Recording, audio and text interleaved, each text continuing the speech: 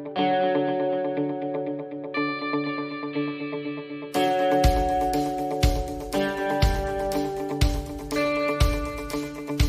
we can move on to the next slide and we can delve in here a little bit.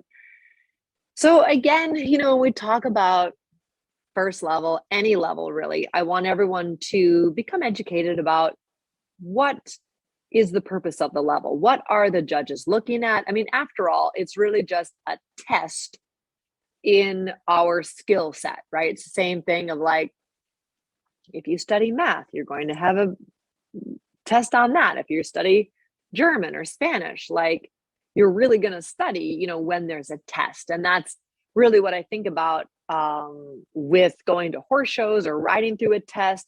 It's really just a test of my skills and how I have brought the horse along to understand those said skills. What's fun about first level is, again, it's like the beginning of all the big stuff. When we talk about building a horse up to Grand Prix, we talk about strength and skill. And in first level, it really is the beginning of all the skill set you're going to need to develop the strength to be able to bring that horse up through the levels.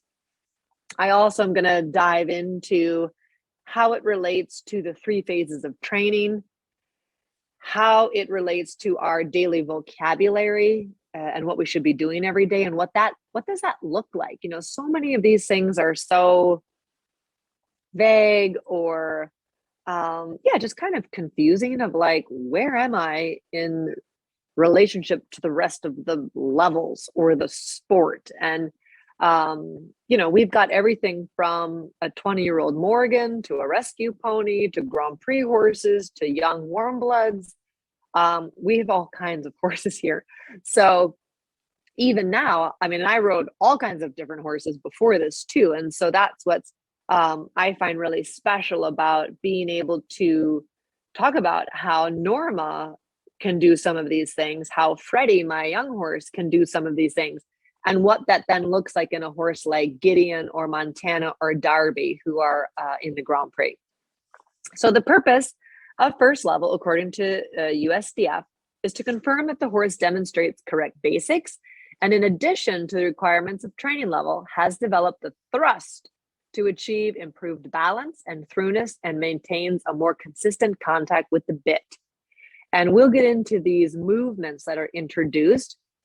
We'll dive into that a little bit deeper later on, but of course it's the new different things from training level are 10-meter circles at the trot, 15-meter circles at the canter, where in training level, those of course were both 20 meters, so pretty big. So the trot circle actually gets cut in half, which is pretty big. The lengthening of stride in the trot and the canter, that's introduced. The good old leg yield, which I hope you all have looked enough in the academy that you know all about the leg yield. And the changes of lead through the trot. So that's a big challenge for the horses too. In training level, you get sort of you can trot at X and then you get to be able to pick up that canter almost into the next corner. So in first level, it's much shorter. You got to do it on this straight line. And of course, we got a little shallow loop at the canter. So we actually just finished up a video with Norma. So I think you guys will really enjoy that one as well. And, how does this relate to the good old training scale? We really need to concentrate on the ideas of rhythm, relaxation, contact, impulsion.